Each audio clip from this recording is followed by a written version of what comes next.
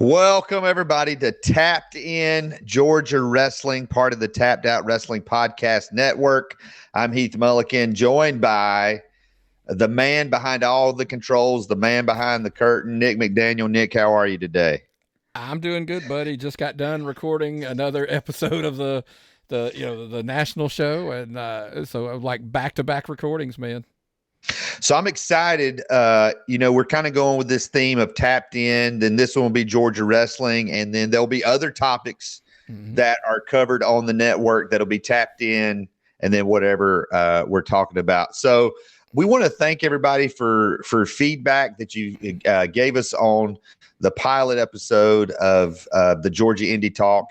And we're excited to jump in today, and we're excited to hear from you and to hear back on what we're talking about today. So the first thing I wanted to jump into this week is we've got 3 new players or returning players, some of them in Georgia wrestling. I want to talk about them, and we've gotten a few details. And so let's start off with the Phoenix Wrestling Experience. They just had their first show a couple of weeks ago at the Savannah Brewing Company in Augusta, Georgia. Nick, what did you hear or see about that show that went off? Look, so what I saw, I mean, you tell me if I'm wrong. I saw it looks like they sold the place out, air quotes there. I mean, I don't know what that even means at a brewery anymore. Like, what is a sellout? Look, tickets did well enough. They're clearly coming back. That's always a strength. That's what I tell people. If you're invited back, it was good enough. Yeah, and they looked like they had a really good show. I'm anxious to see if they post video anywhere. I know they did some reels and stuff like that. So let's talk about who's behind this promotion. So the main person who's kind of driving the bus is a guy named James Hunter, who's been around Georgia wrestling for a long time. And the information that we're going to share with you is stuff right off his Facebook. So we're not like, this isn't like secret information or telling things that aren't supposed to be told. We're not spilling the tea, as the kids say.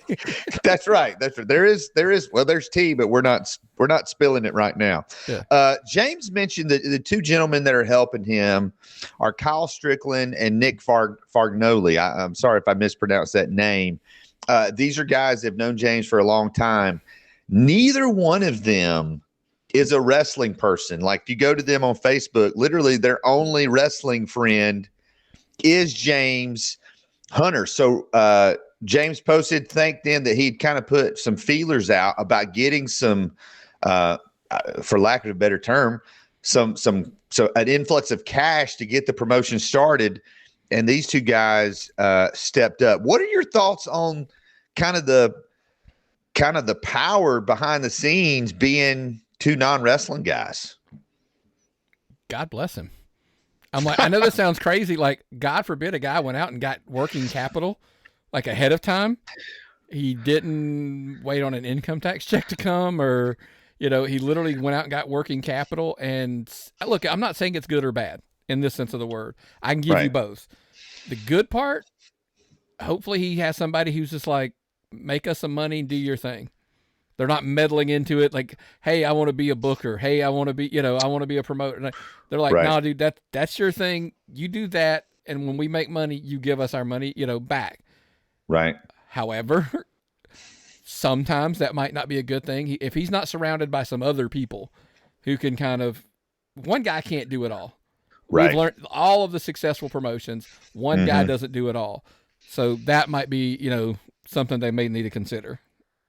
The promotions that we have seen struggle, the promotions that I've seen struggle over the last couple of years are those where they don't really have a good team in place. But judging by their first show, they do have a good team. They must have made some money because part of the thing with Phoenix Wrestling Experience is they're going to be giving back to some local charities and some local causes. So that's the exciting thing. They were able to make a gift, to make a donation.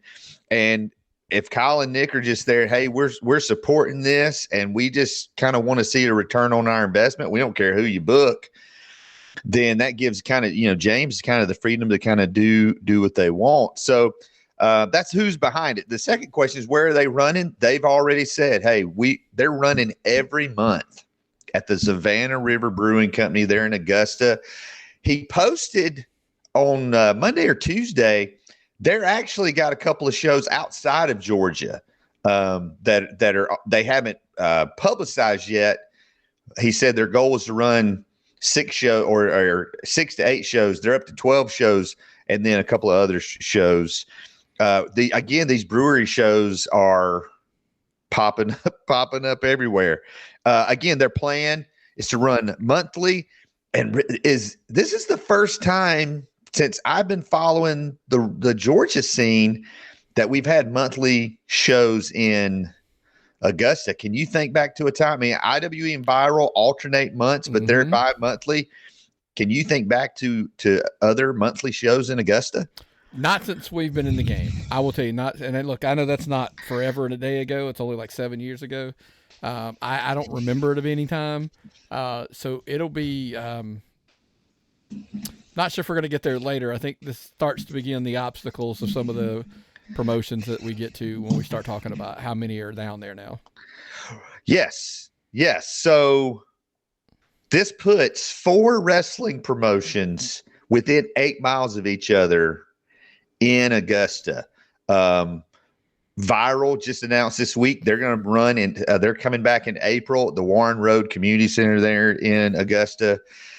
So I mapped it out. If you throw Bad Boys of Wrestling in there, that's 4 promotions. There's actually a show this weekend at a school that's more like a fundraising show. 4 promotions within 8 miles. That'll be very interesting. They also announced the other day that they're going to be opening a school. The post said the CSRA's first professional wrestling school and training center, and they'd be making more announcements about that. I'll have a few more thoughts on that in a second. What would you say Phoenix needs to do to kind of really get in a groove and make sure they don't fall by the wayside like so many other promotions we've seen? Listen, this is promotions, podcasting. It's all the above. Consistency. And what I mean by consistency, it's not like, look, you said you're going to run every month. If you've got a certain time of the month you're going to run, try to run the certain time of the month. If you're going, the place you're going to run, try to get a consistent home, run that building. And then the biggest one of all is the consistency of a quality show. Mm-hmm. If you're up and down, people will go try the competition and they'll choose them over you and they may not come back. Once people make a decision, that's the thing. I always tell people, once people make a decision with their wallet, it's hard to get them back again. Right. So just be consistently good and always trying to get better along the way. That's what I think their key is. They've got to be, you cannot, what does Bischoff say? Better than, less than, or different than. Right. If all 4 promotions become a mirror image of each other, then it'll become the game of who's the best and who's the worst. And people will pay to see the best, and they won't go see the worst. Right. And one of the things is you've got a lot of talent that lives in Augusta, that's from Augusta. It seems only natural you would use those guys, but if all 4 promotions start using those same people, again, it kind of gets watered down. So the talent will then have to make a decision. I don't think that of the promotions, Phoenix seems to be run on Thursday nights. Again, Viral and IWE run alternate months. So it's does your product get watered down? One big question, probably the biggest question I have, is it's very easy to come out of the gates, guns a-blazing. You've announced the dojo, and I'm just stating a fact here. The Facebook post was a picture of his backyard and like where they had measured off for a ring. When I and other people hear the word dojo, what do you think of? Karate dojo, like martial arts dojo, like building room, Yeah, I think of a building. So if you are hyping up that you are starting a wrestling school in Augusta, the first one, if it's not more than a ring set up in your backyard. That is literally the definition of shooting yourself in the foot, in my opinion. Right. When you have the Nightmare Factory just a couple of hours away that people can go and train to, that's the standard. And again, that maybe they're putting a building back there. You could easily build, a shed or whatever and put your ring in there. But this is the first moment. Here's the first moment on the show where I get to throw in something that I like to tell people. If there's more information than we have, feel free to message, tappedoutpod@gmail.com, at tappedoutpod. Look, we're not saying we're like, this is all 100%. We know everything. If we don't have all the information, please get us the information. And we have no qualms with correcting ourselves. Correct. I'm just literally going off of Facebook. I'm going off what they have posted online. Right. Again, the more wrestling, the better. They seem to be doing everything right so far. And so that is definitely something we're going to be following. And since it's on Thursday nights, I'll be looking at that. I'll be going to be looking at that schedule and saying, hey, when can I get down there? So that's the first new player. The second one, again, these next two we're going to talk about are returning promotions. You went to this show the other night, Turnbuckle Championship Wrestling. Who can you tell us is behind Turnbuckle Championship Wrestling? Well, clearly, look, it's a Nightmare Factory product. It was in the Nightmare Factory itself. QT Marshall was on the card. He's, had a staff jacket on, like a hoodie. So, I mean, clearly he's working it. And yes, he was. I spoke to him, and it's kind of him. The face of the promotion, believe it or not, is actually Teal Rhodes, Cody's sister. Right. She came out, spoke before the show. Look, the whole project as a whole clearly is a, hey, we're bringing back Turnbuckle Championship Wrestling, which was Dusty Rhodes' promotion back in the day.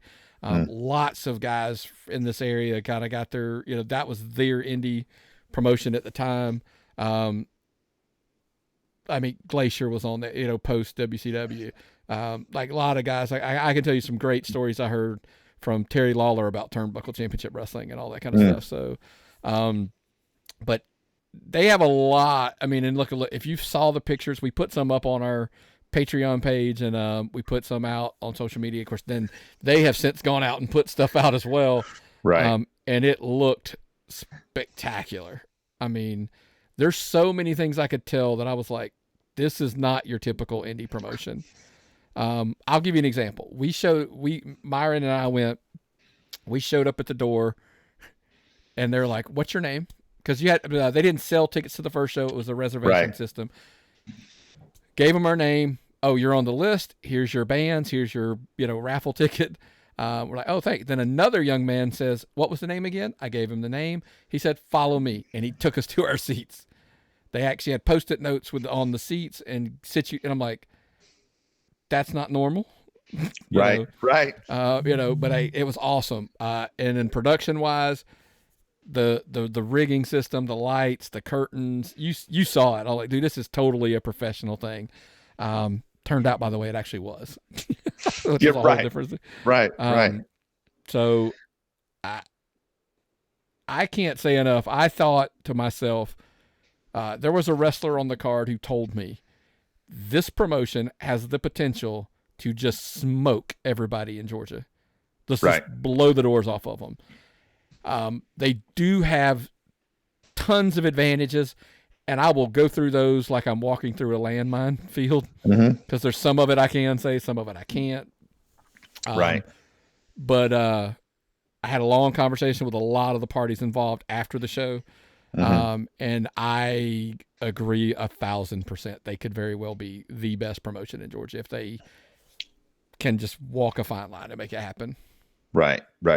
So they're running shows in their own building. You mentioned they didn't sell tickets for this show. I'm assuming they'll sell tickets for future shows, but their number is going to be limited. I'll mention a little bit more about their place in Georgia wrestling later on in a news segment we're doing. What do you think their plan is? You mentioned it. It's basically a Nightmare Factory show for the uninitiated. What does that mean? So the Nightmare Factory, if you don't know, I mean, I'd be stunned if you're listening to this and you don't know, but Right. in case you don't, the Nightmare Factory is Cody Rhodes and QT Marshall have a school in McDonough, Georgia, and it's their training facility. I do tell people, and I say this with all due respect to any other training school in the state of Georgia, if you are trying to get TV ready, that is where you go. Yes. Hands down. It's probably why every trainee that was in, I was having the conversation with somebody yesterday, and I said, they filmed a TV product, 2 hours, almost to the minute, with sponsor spots, giving away some figures, stuff like included throughout the show. Like, they ran a television show, 2 hours, bam, and we're done. Right. Right. So, but what that means is they were all facing the hard cam side. I was like, oh, I had great seats, by the way. I want to thank look, our seats were spectacular. But I was like, I clearly was on the hard cam side, they were facing the hard cam, because I got the referee's backside a lot. He was doing his job. He was facing the hard cam. Wrestlers were doing spots facing the hard cam. So I was like, oh, okay, it's cool. But I was on the corner by the entrance, so I got to see some really cool entrances up close, so. But as far as, what I mean by that, you're going to see, in my opinion, you're going to see kids who have either come through there and who have gone on. Carly Bravo was on the card. He was like a day one guy, back in the day. Yeah, sure, he's on Ring of Honor now, but he's loyal to the Nightmare Factory. So he's doing shows. You're going to see friends of Cody Rhodes. Matt Cardona was at the show. Ricky Starks was at the show, both friends of Cody. But Nightmare kids who have even are still there but have elevated in their talents that QT believes are a good face of the like to put out there. Adrian Ward, he captured their championship right on the first show. Right. That's kind of what I mean. You're going to see a lot of their trainees, but I think you're going to see the more advanced trainees as far as on that show. So they got a built-in roster. They got a built-in staff. You said they filmed it. Any idea? I mean, they're probably thinking beyond IWTV. Oh, they're not thinking IWTV at all. And I don't mean that with any disrespect to IWTV. No, right. Yeah, I just think their whole stance is, I think they're looking at, here comes the landmines. They're television of some kind. I mean, whether it's, look, I've said this, they'll be on TV or streaming or something. And and if I ever can say more, I'll throw more out there. But I want to be respectful at this point with it's gonna air somewhere. Let's put it that way. It will air somewhere.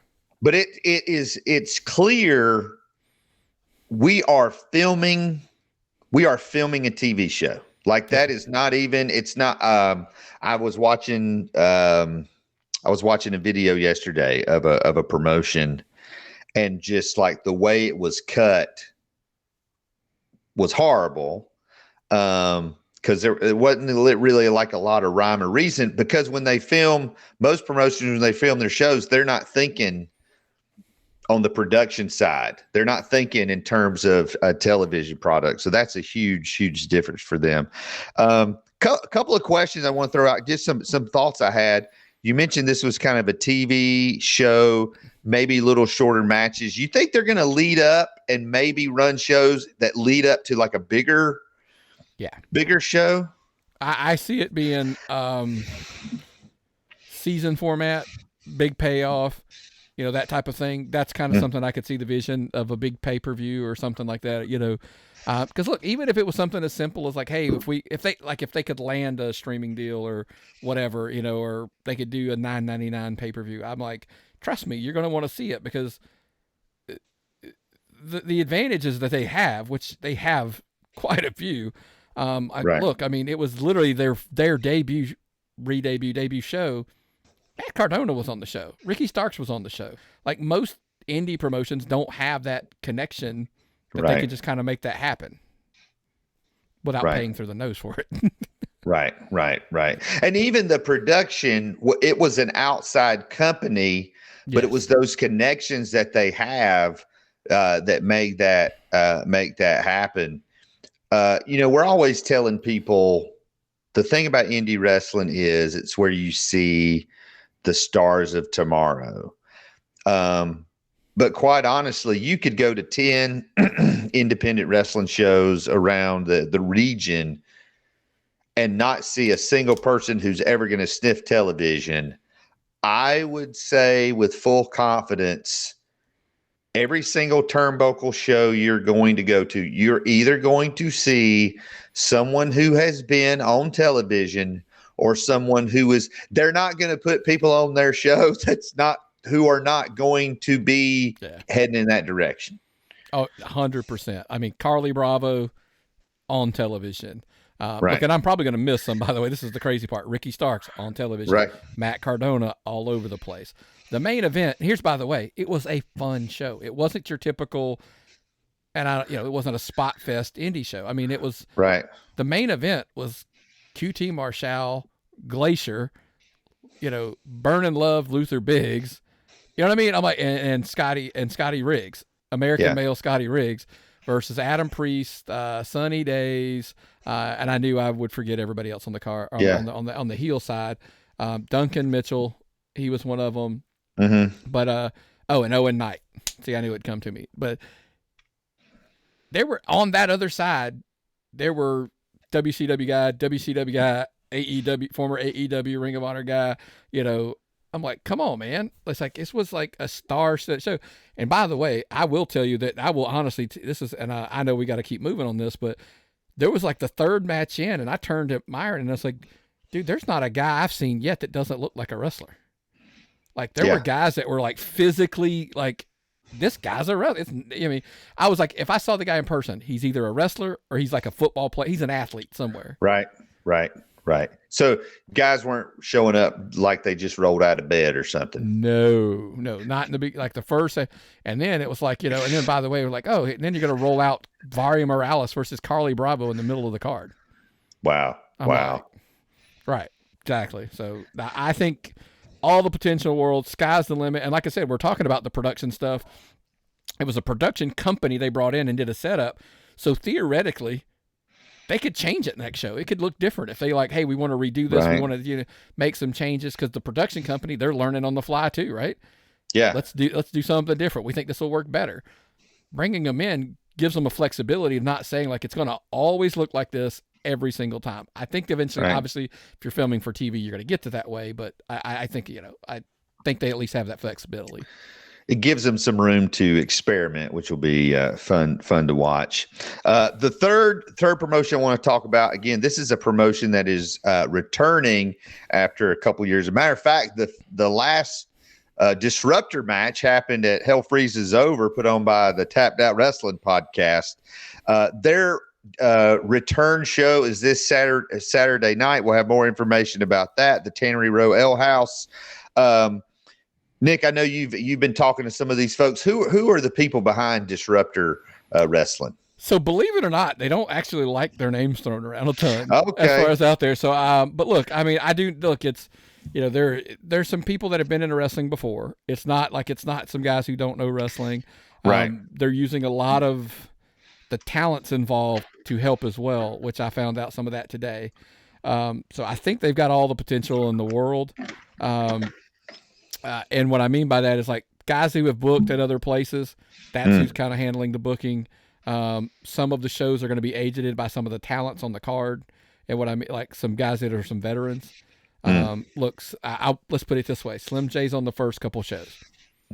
I got a vibe he's probably going to be helping out backstage. He's been around for a while and he kind of knows what he's doing, especially with a lot of talents in the area. So, but yeah, the whole change of pace that they're doing, like doing the season format, just completely intrigues me. To no end. Like, hey, we're going to run February to August. We're done. We're taking off football season. We're not going to compete with football season, and we're out. Yeah. No one has tried that to my knowledge. Do you know if they have any plans, since they're doing the season style, any plans to film, stream? Are you aware of anything like that? So I do know, I did confirm there is going to be a videographer there. I asked that question today. I did reach out before we recorded and was told, yes, there will be a videographer there filming it. And I kind of actually do know who it is. He's actually recorded some other shows in our area. I'm assuming he's okay with me saying it. It's he records typically for Classic. Gotcha. So, but Classic's in Macon, so he's filming this one, from my understanding. So, yeah. I am not as familiar as you with the first version of Disruptor Wrestling. I think it was one of those promotions that was really, affected by COVID and venue issues. How do you think this one is going to be different and able to last a little longer? Two things. I think they have one of the things that helps them tremendously is the venue. They're locked into one venue. The prior iteration of Disruptor ran in 4 venues, like Norcross, Cornelia. They ran in Landmark that's one of the shows I saw them at, was at the Landmark Arena. Right. They ran in Dahlonega. So you know what I mean? So they were like so I think having a consistent home, and like they know they have their home through that stretch. The tannery's invested in it, as far as being successful. So I think that helps them tremendously. I think, and listen, I would also tell you I don't know what those mistakes are, but I would assume they've learned from the mistakes they made before. I hope, and they don't make those mistakes again. I do. One of the things I tell you, we've had this conversation off air, that one of their strengths that I think they have, I referenced it earlier in the show, better than, less than, or different than. Their card's going to look different. They don't, how many times have we said that the danger in Georgia wrestling is a lot of the cards look the same? Right. That is not the case when you look at this poster. Especially look, I look, they know who they are. If I give away too much here, I apologize. Their first show was supposed to be March. They were booking from March on. The venue asked them to run February. Wow. So February's show began booking after March.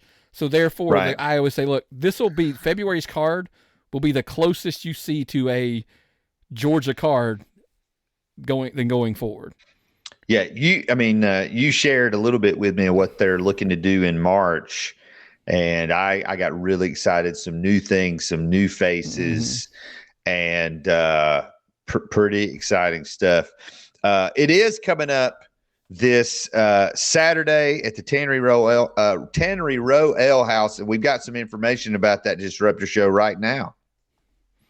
Yeah, man. So here it is, dude. Look, we're looking at it. It's so you brought up the Hell Freezes Over show. AC Mack, Slim J, and Vari Morales had a triple threat, basically to crown. They were unifying all of their belts. At that point, they weren't sure they were coming back or not. They have 2 championships. They have the Eastern Seaboard title and the Disruptor Championship. Slim J did capture them all. However, entering this season, he has decided he relinquished the Eastern Seaboard Championship, and now he will focus solely on the Disruptor Championship. So he's giving Vari, because here's the unfortunate consequences, Heath, AC Mack retired. Yes, yeah. So no rematch for AC Mack. Right. So they are going with Slim J versus Vari. That's the kind of the big championship match right out of the gate. But of course, you can see Terry Lawler versus Chip Day. Quietly is kind of one of the big things on the show, as in Terry Lawler is wrestling in Beaufort for the first time. That is his hometown in over 30 years of his career.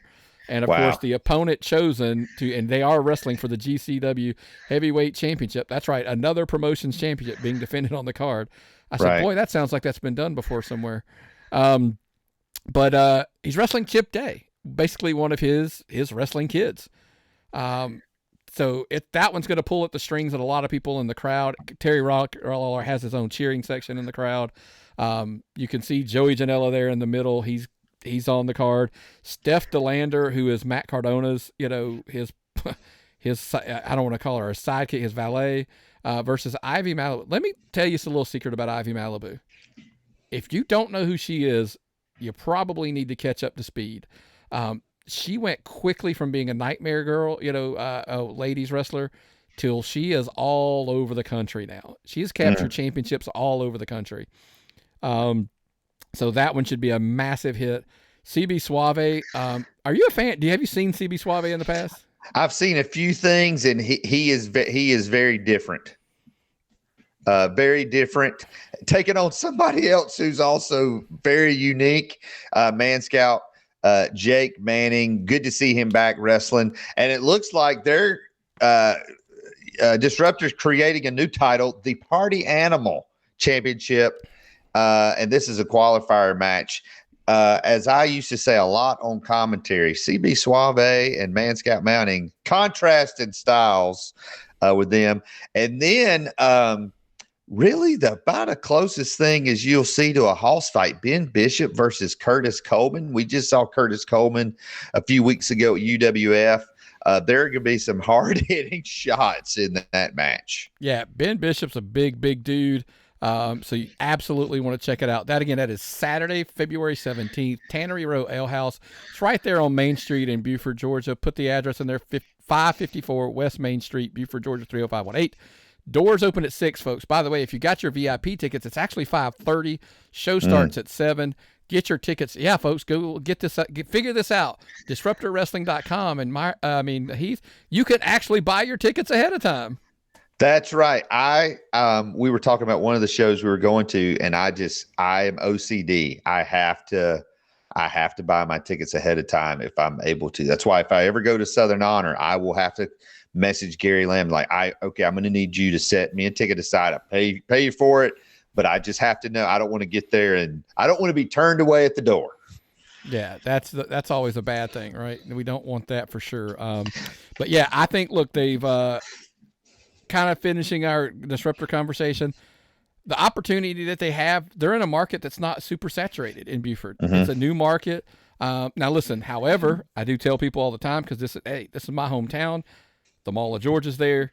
The Gwinnett Stripers are there. The AAA Ball Club. Because, look, you're not going against football, but you're going to be going against baseball. Right. So the Stripers are in town.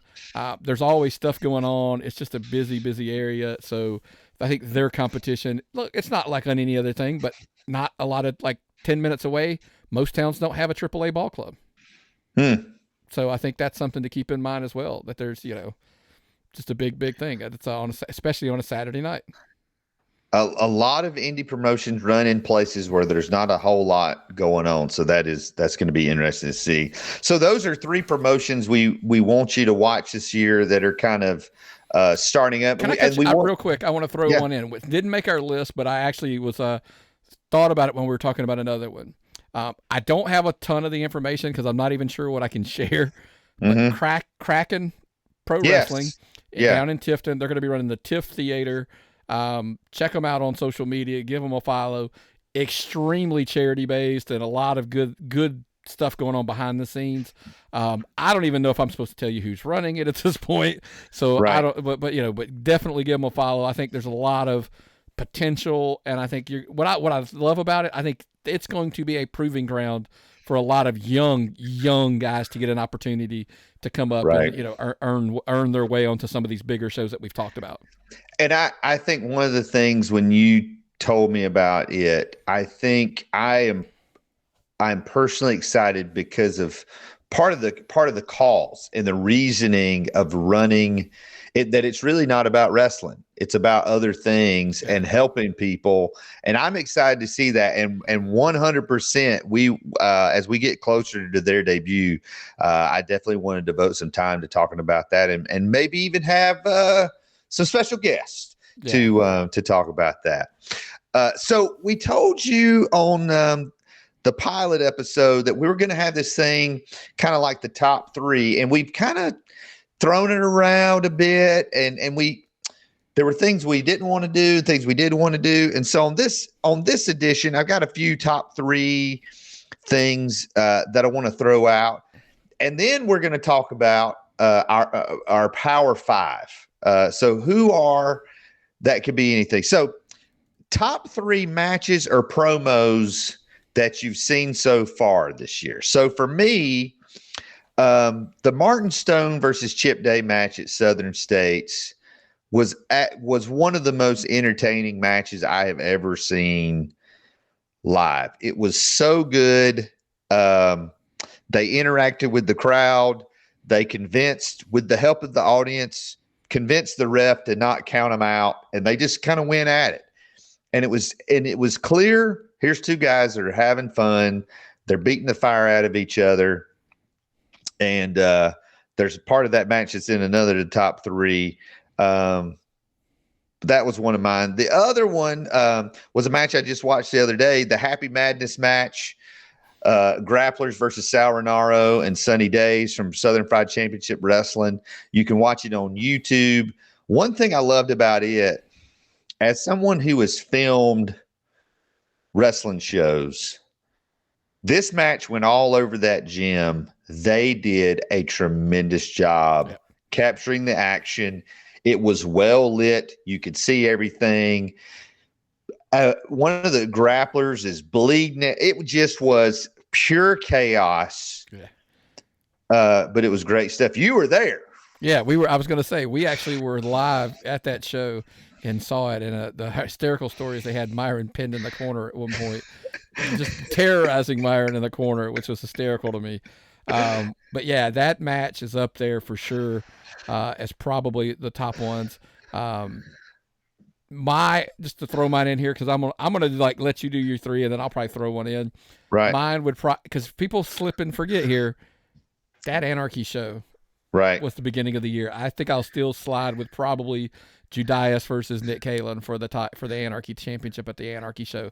Probably still sits at the top for now for mine. I'd have to go back and look at what I've seen in the last month and catalog it again, but I think that's probably mine right now.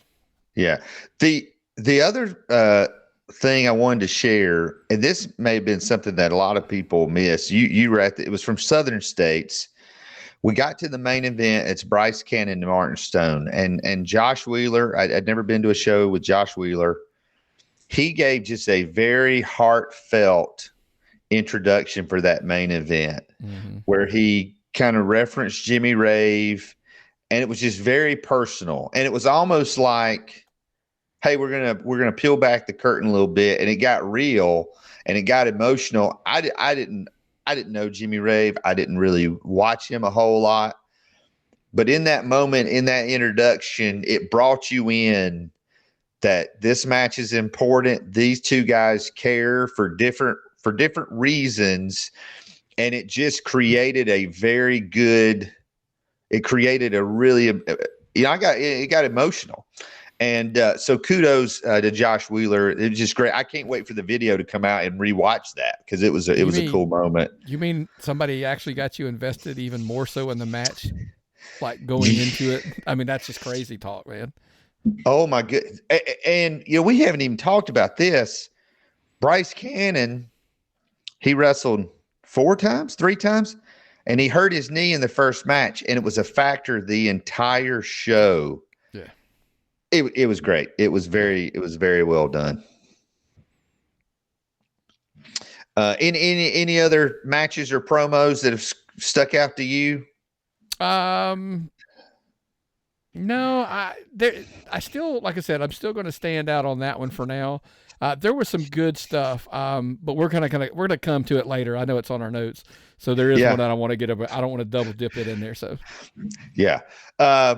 So here's the top 3 surprises that I've seen so far this year. The first one, not going to call the young man's name because I thought they had a really good match, but Smarten Up Your Mom. If your mom is coming to a wrestling show, you need to tell her a couple of things. Number 1, Mom, I'm all right. This is what I do. Not really getting hurt. Also, Mom, you can get excited, but you kind of need to contain yourself. Like, don't be running toward the ring. Don't embarrass. Basically, what you would say to your mom if you're ever taking her out in public, don't embarrass me. But smarten up your mom. That I just remember seeing that. Actually, I was like family. A lot of times I'll go your family. Yes. But seeing somebody's mom kind of losing their mind. I'm not saying I didn't like it. I'm just saying, okay, buddy, she's not. If you get booked to run a segment as security at Monday Night Raw, your mama not going to be able to lose her mind at that thing. The other one, Exotic Youth as the Grapplers. Holy cow! I remember getting messages as it happened at Southern Honor. They leave the building, called the police apparently, and they have stolen the Southern Honor tag team titles. You asked me my other match, and I said I'll pause. This is it. Yeah, the chaos that ensued in this was just crazy. They even had to punch. They got Gary out in the parking lot. He tried to catch up to him. They were getting in their car, so they had to knock him down and to get away. Look, Exotic Youth were brave to go into Gary Lamb's house and pull off something like this, because it's not going to sit well with anybody in there. And by the way, all of the teams that you ticked off to make that happen.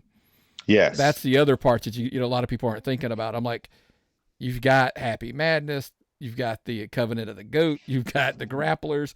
I was like, dude, it's a lot of a mess that you've gotten yourself into, not just with Gary Lamb. But I always tell, look, sometimes you got to give the devil his due, right? Right. Tip your cap to them. They pulled it off. That's all I can say. Whether you like it or don't, they did pull it off. Eager to see where this goes going forward. Yes. That's yep. The third surprise for me was Martin Stone winning the Southern States title over Bryce Cannon. Bryce Cannon has been getting built. It was a inside cradle / small package at the end. And so it was a finish out of nowhere, and Martin Stone using a small package. It just was surprising. Then he cut a great promo. I don't think anybody in that building expected Bryce Cannon to lose that match. And they've already announced February 29th, the rematch. Bryce Cannon is getting his rematch for that championship. Yep. And I got to check the calendar. I definitely want to see that. Speaking of things we want to see, top 3 things you're looking forward to in the next month. For me, I'm not going to be able to go to the show. Lariato Wrestling, Bryce Cannon defending that championship against Matt Cardona. I don't know who I need to talk to. I want to figure out, how do I watch this match? Where do I go? How much do I have to pay? Yeah. I know I've got some friends there on the ring crew. I'll send you $20 if you film it on your phone. I just want to see that. Yeah. I got a feeling I'll probably be able to, cross my fingers, get a hold of a copy of the video for that one. I'm excited. I just saw Matt Cardona at Turnbuckle.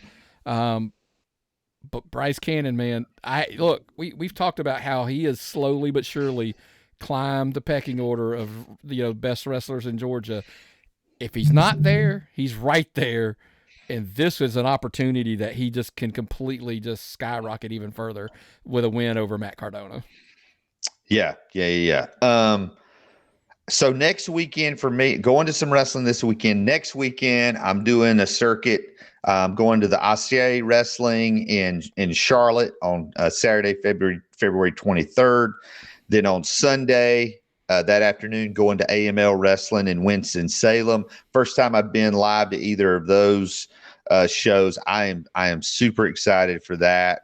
I have done some I've asked some questions because on some of AML's promotional materials, they put the final season. So I'm anxious to hear if they're making some sort of announcement for that. So looking forward to that. We just talked about this. What's going to be the resolution of that tag team situation in Southern Honor with Exotic Youth being there? What's the deal going to be? How is Gary Lamb going to respond to this? Something that this has never happened before. Right. There at Southern Honor. Because the complication there is Diana Michelle did announce the Grapplers as the winners and Southern Honor champions. So are the Grapplers the champions or the Exotic Youth, because they actually did the pin as the Grappler? So that'll be the mess. I'm sure they will work it out though. Yeah. So that is something I'm looking forward to do. Let's skip ahead to again something I think we'll have every show is our Power Five. And I want to skip ahead because this is someone whose name has come up multiple times already in this episode. So number one in my Power Five, it could be a wrestler, could be a promoter, tag team, promotion, could be anything. But to us, this is okay. This is kind of who's running the show right now. This is who is really, really peaking. And number one on my Power Five, Bryce Cannon. Again, a name we've mentioned so many times. We mentioned the Exotic Youth. He is everywhere. He's wrestling in South Carolina this Friday night for Chester APW, and he's only getting better. Physique, confidence.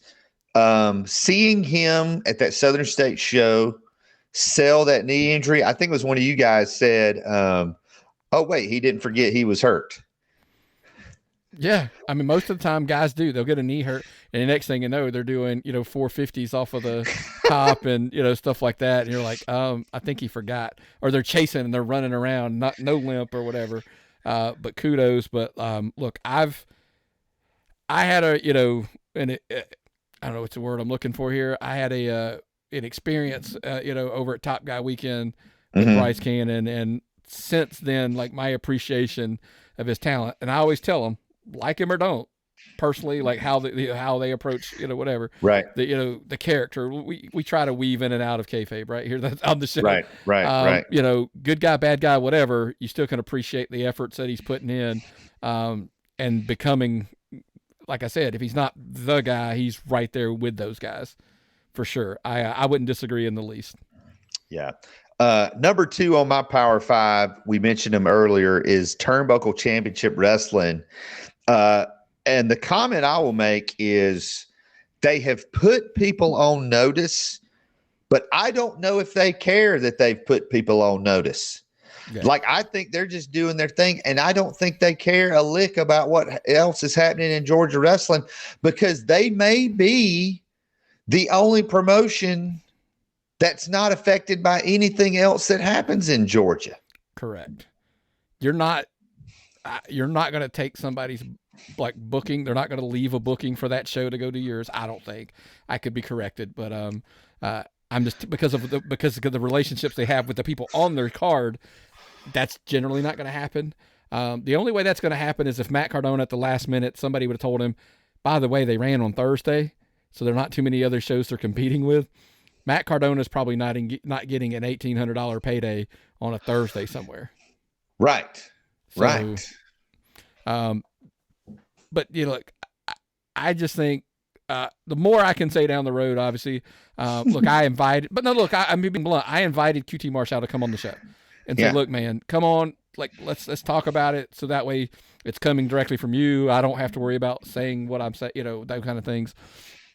But look, we'll see. I right now, Carly Bravo, I'll go ahead and throw it out there. You are correct. They have all the potential in the world to just get to be a smoke show for the best promotion in Georgia if they really, because here's the thing, but I'm like you, I don't think that they care. No, I don't think they do either. Number three on my Power Five, a guy who was on that or the Turnbuckle show, and a guy who's just everywhere, Matt Griffin. He's expanding his shows. They had a huge crowd at a high school. They're running brewery shows. Crowds are growing. He's appearing everywhere. They're entering SCI season. They've got the SCI Rumble coming up. SCI is in July now. They used to run it at a high school. Fact of the matter is, it's getting harder and harder sometimes to run these schools just because of the partnership in selling tickets. Mm-hmm. And but Matt Griffin, we mentioned him on the award show. Matt Griffin decided, hey, our team's going to start voting in the awards. It becomes the Matt Griffin Award Show. Yeah, I mean, look, he's running action. He's in Southern Fried. He's at Southern Honor. He's a very powerful figure in the IWTV universe. He thinks bigger and beyond Georgia. He's obviously his competition is beyond. It's it's all these other promotions that are out there across the United States, but he's still very much got his fingers in the in the mix of everywhere in Georgia. It seems like, for sure. Number 4 is a tag team. Again, we've mentioned them several times, and it's the Grapplers. It seems like they're getting more and more notice. They're getting more and more appreciation. They're involved in tops, even when it's not physically them. They're involved in, top storylines in promotions. I cannot wait until I get the opportunity to see them live.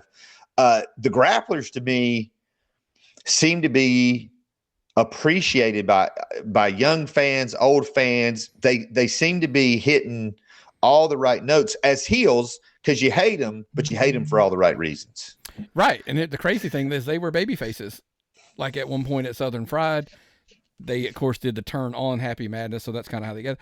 But look, across the board, I tell people a lot, if you want to learn how to do a lot with a little, watch a Grapplers match.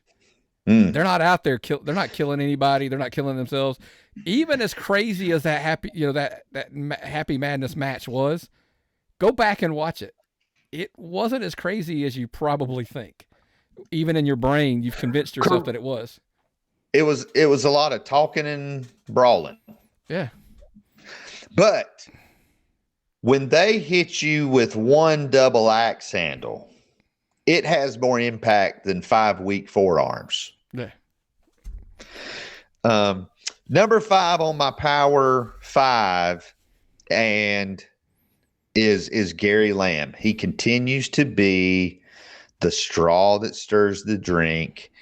Every single post he makes gets a reaction, and he just announced. We all know he's got the events. He's got Southern Honor. He's got the Elevate Fight League. He posted the other day about running a fight show in Augusta, Georgia, and said, well, if we're coming here to do a fight league, we might as well do. It is either a possible expansion or is a master level in trolling. What are your thoughts on Gary Lamb? I'm as partial as it comes to Gary Lamb. There's a personal story behind the scenes that I don't give out too much on the air. I'll be a Gary Lamb guy till the day I die, and he's aware of that. But I have no qualms with calling BS on him when it happens as well. But I tell people all the time, like, don't call me and try to talk trash on him in the sense of, because I'm telling you up front, I'm a Gary Lamb guy. Doesn't mean when he does something stupid, I'll tell him that. I just mentioned that. But I can also tell, all the time I have to talk to promoters, and they're like, I can't believe you're. Did you see the post that happened to me a couple weeks ago? Literally, I walked in with this hat on. I go to the Walmart, literally up the street to pick up my wife's prescriptions, and somebody goes, "Is that a Southern Honor hat?" I'm in Buford, mind you. And the guy goes, "Is that a Southern Honor?" I'm like, "Yeah, it is." He goes, "You know Gary Lamb?" And I'm like, "Yeah, I do." And literally, before I could even respond, he's like, "Oh, God bless," and he just walks off. I'm like I can't even respond to that. So, look, he's Southern Honor. They do what they do. I'd love to tell you if you just stopped reacting and you just let it go, it would go away. But I actually don't think that anymore. I might be wrong. No. But yeah, Gary, look, it's because of, I think it's a package deal at Southern Honor. Most people are like, oh, it's the Gary. Look, there's so many people behind the scenes there that are key cogs to that piece. And deep down, he'll tell you that. But this way, good or bad or indifferent, depending on your taste of how you like your indie wrestling, out there. Some people love it. Some people aren't a big a fan of it. But you're right. It just seems like every day, stir. And I'm like, so. Again, he always gets a reaction, no matter who he's talking about or what he's saying. He gets a reaction. And here, Southern Honor style-wise has looked the same since the beginning. I mean, they came in great video, great production, great commentary. They came in from day one with that, and they've been able to adjust their booking and their storylines. And we mentioned having a team. Gary, more than anybody else, has a great team, and I don't think he would do it if he didn't have a team. No. And as we have a run-in here toward the end of the show, but again, that's my Power 5. and we'll do that every episode. We got a lot more stuff to talk about. We're kind of out of time here, which that's good. It's better to have too much to talk about than too little. Maybe next episode, Josh Wheeler put out a post of just some things he liked and didn't like about the current state of indie wrestling. Some we agree with, some we didn't agree with. Hey, we'll hit on that next time. I got an idea. Who knows? Maybe we do a one-off.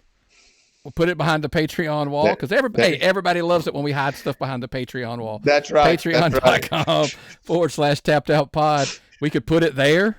And look, eventually it'll release to the public, but maybe look, Josh deserves a whole special for that list that he put out there. Yes. Look, we appreciate it, by the way, all of the people that do support us on Patreon, but we totally get it, by the way. There's still podcast listeners out there, Apple Podcasts, Spotify, Amazon Music, anywhere and everywhere you're a podcast listener. Make sure you're subscribing for us, and give us a 5-star rating and review if you're so inclined. But anyway, I figured I'd knock that out quick because I'm an old pro at that part.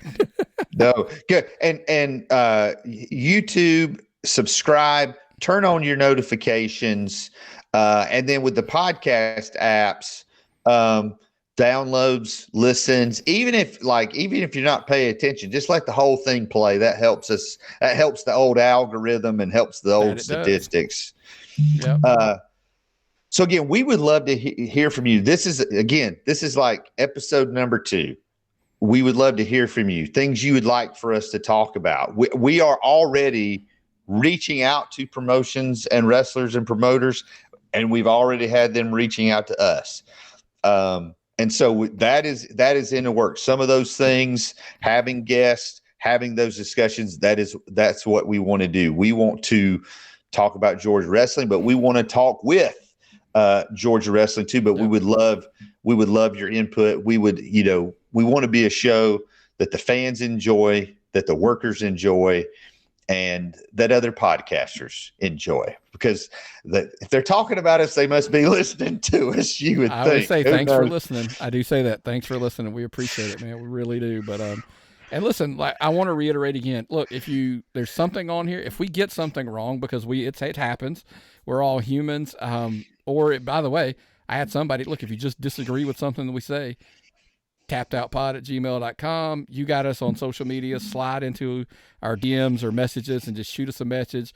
Because I don't know if you're aware, on Facebook Messenger, there's a call button. You could actually call somebody. I tell people that all the time. So feel free to call, and we'll try to get you taken care of, man. We try to be pretty fair and balanced. But you got to call things like they are. And that's what we're trying to do. At the end of the day, we're just two fans sharing our opinions, sharing our conversations, sharing our insights. Yep. So, and we just want to make it better. I mean, we're just trying to help us, help you, help us, help you, as I like to say, right? That's the other. But right. Anyway. Right. Well, I mean, look, we got through 2, Heath, and so look, here's a bunch more, man. I hope that's more down the road. Yes, I am very, very excited. I don't know that we're calling this ending in the ring because, if you listen to the Tapped Out show, it always has the same ending. And we never decided how we were gonna sign out from this show. But if I got nothing and you got nothing, what time is it? I guess we're gonna tap in. Just tap